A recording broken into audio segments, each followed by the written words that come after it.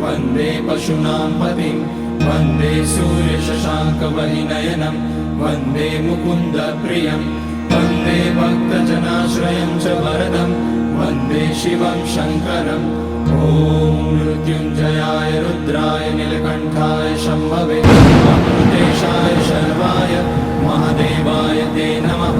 नमस्तेऽस्तु भगवन् विश्वेश्वराय महादेवाय त्र्यम्बकाय त्रिपुरान्तकाय त्रिकाग्निकालाय कालाग्निरुद्राय नीलकण्ठाय मृत्युञ्जयाय सर्वेश्वराय सदाशिवाय श्रीमान् महादेवाय नमः।